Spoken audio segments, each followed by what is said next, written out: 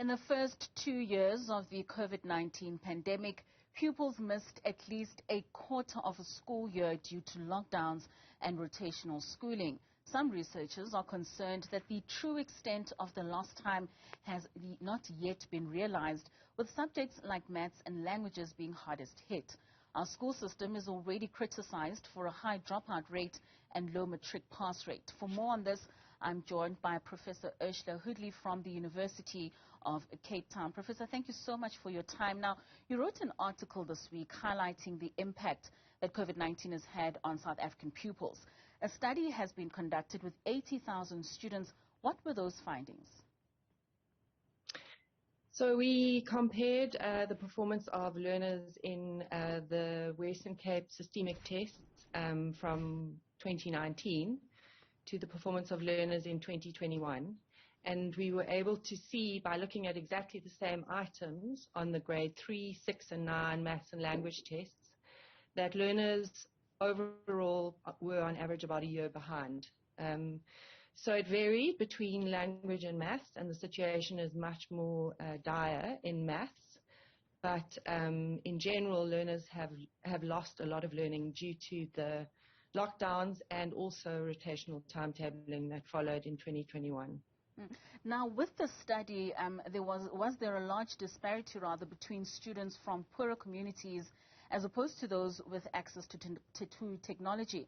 I ask you this because in the article, you state that the greater losses in maths are consistent with international findings, and this possibly stems from the more specialized nature of the subject and the greater need for it to be formally taught face-to-face. So does this imply that those then taught maths online were still somewhat disadvantaged?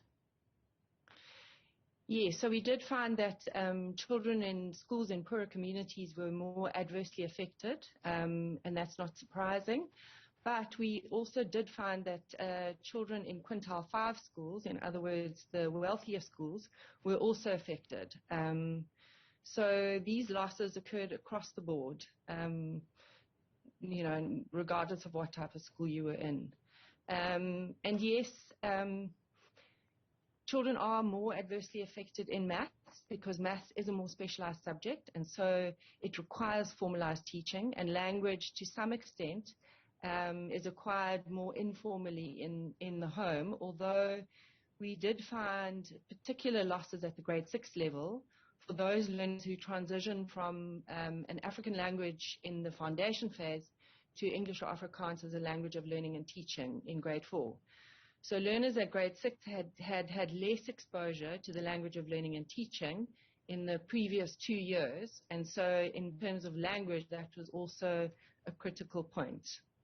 We also found in relation to maths that the learning losses increased as the grades progressed. So we saw huge learning losses at the grade 9 level. So, Prof, countries such as the United States have invested funds such as 22 billion rands, US dollars rather, to academic recovery on a wide variety of strategies with summer learning, tutoring, after-school programs, and extended school day and school year initiatives. What's that road of recovery looking like for South African students? What are we doing to redress this?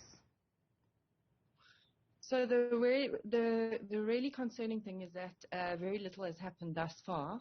Initially in 2020, there were some cuts to the curriculum, so we had a trimmed curriculum, and some very sensible decisions were made around suspending subjects, integrating subjects, and reducing some of the content.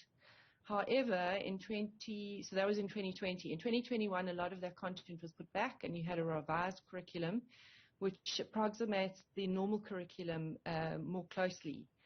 And that's where we are at the moment, is that teachers are finding it very difficult to cover the content as well as deal with learner backlogs. So in fact, we have done very little, and there is currently no budget allocated to catch up. The most substantial budget allocation in relation to education and COVID has been the President's Youth Initiative, but those education assistants that have been placed in schools are not meant to assist with instruction, and that's where the problem lies. So there are plans to trim the curriculum further, but it would seem that that process has stalled, and there certainly is no budget for it. So overall, there seems to be a lack of an urgency around this issue, and it really is a pressing issue, particularly for grade 3 learners who have missed 2 years of formal reading instruction. They're about to go into grade 4. About 70% of them will transition to a different language of learning and teaching, and they will no longer have the opportunity to be formally taught to read. So that's really an area of particular concern. And the grade 9 learners, who are about a year behind in mathematics, have very little time before they are in grade 12 and writing their National Senior Certificate. And so that level is also of particular concern. But as yet, there have been no national strategic plans to address the issue of learning losses. Well, Prof, this is really concerning, but you mentioned here the trimming of the curriculum. What exactly does that entail? So, as I said, in 2020, what the department did was they took the existing curriculum and they reduced some of the content for some of the subjects in certain grades. So, for example, they removed data handling in the foundation phase, which is one of the areas covered in maths, and they took out topics that didn't necessarily rely on being learnt in order to progress. And many of those trims made a lot of sense. The other thing that they did was they integrated life skills in the foundation phase into home language, so that saved time.